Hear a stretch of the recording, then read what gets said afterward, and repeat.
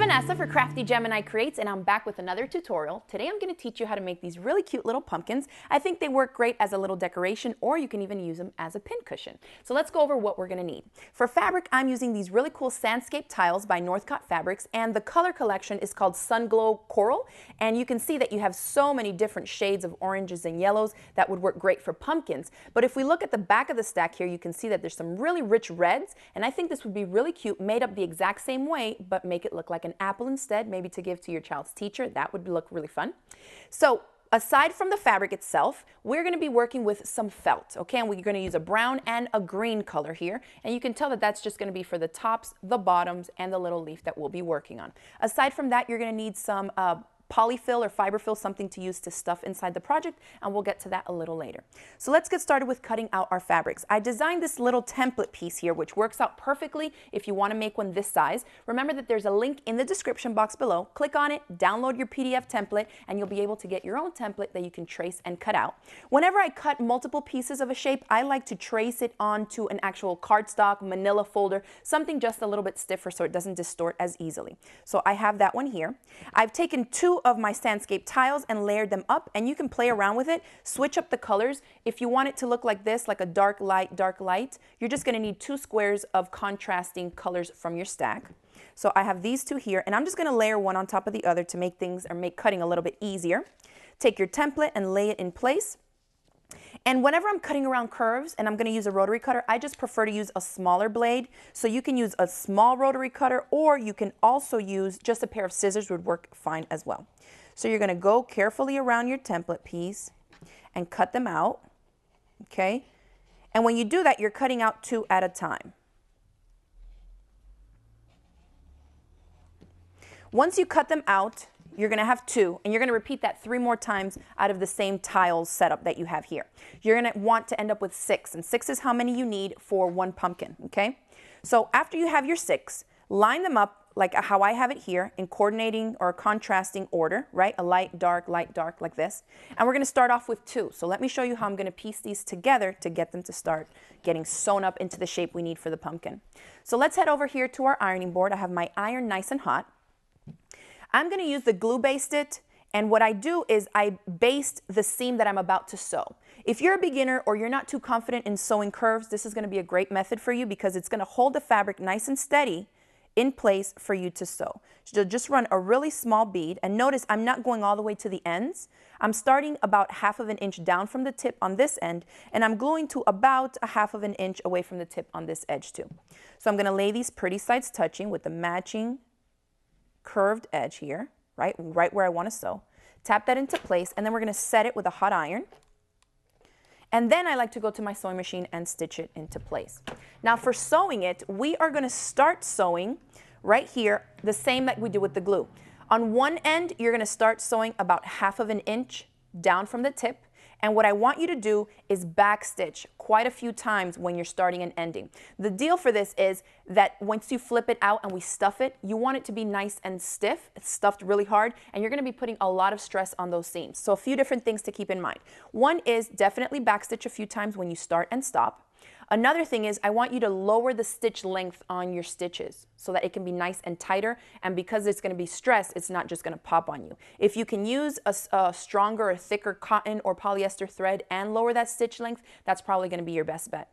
So we're going to start about 1/2 an inch down from the tip, and we're going to stop stitching about 1/4 inch down from the tip. And again at the end, I'm going to back stitch several times to secure that in place. So let me show you how to do one. And then this method is going to be used for every single one that we put together for all 6 of the little petal parts. So I'm back stitching several times. I want to reinforce that. And then use your 1/4 inch seam allowance to sew around the curve. And if you don't know really how to work with curves, you can either just go very slowly, or notice what I'm doing. I kind of have my hand set up here, and I'm going to rotate it as I get around the curve.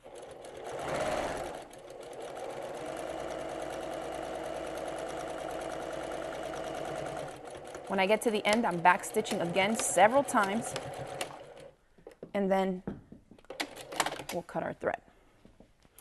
I always just give it another quick press. All right, now we're ready to move on to adding the next piece, and you're going to do that to every single one. So this is how I do it. When I go to attach another one, I'll open this up, And if you notice, the seam that I just sewed, it kind of wants to flip back on itself. And so then I expose the next edge. So I'll baste it here again, grab my next piece, in whatever order, alternating order, okay? Place it there, set it with a hot iron, stitch it again, then you'll do that again, flip it, do the next one, and you're gonna continue until you get something that looks like this. And you can see I have all 6 here. And for this one, I switched up the colors. It doesn't have to be just alternating one dark, one light. Play around with it. There's a lot of different shades of orange here that will work out nicely. So for the last one, we just need to attach this to this one. We'll do the same thing. We'll glue baste it.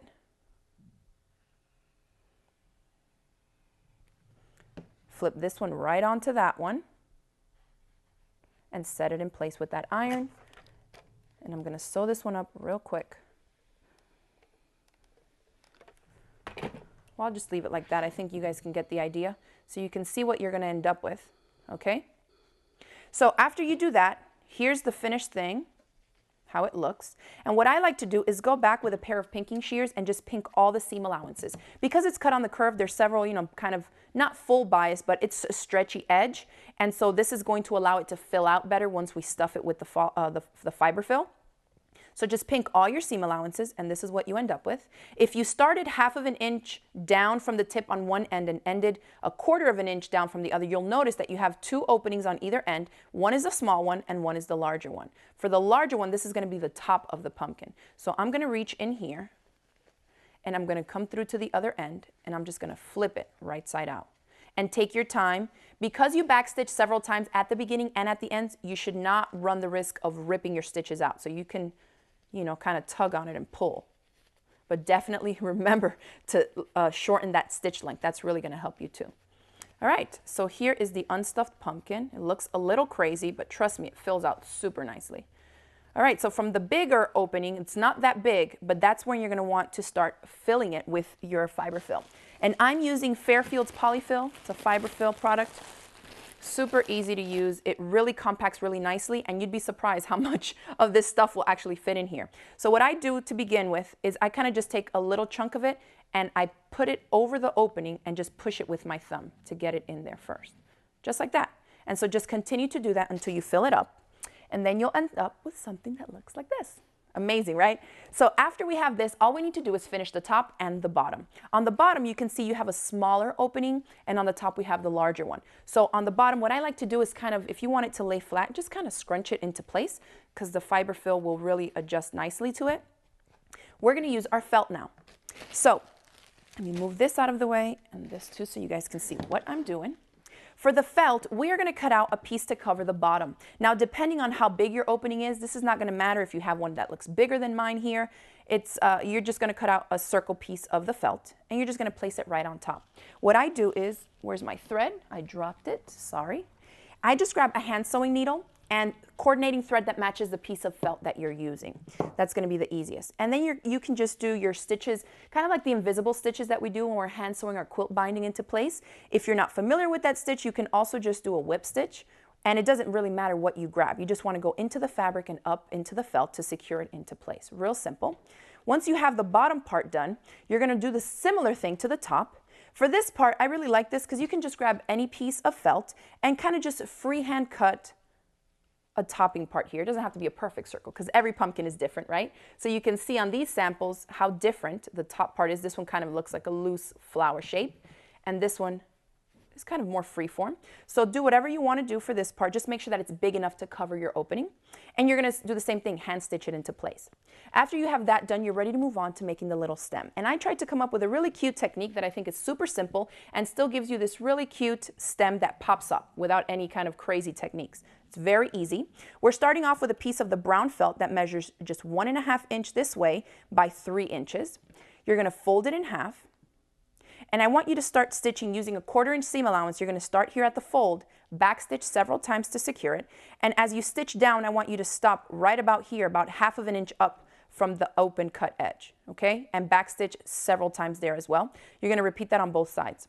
When you do that, you get a piece that looks like this. You can see I secured it top and bottom on both sides.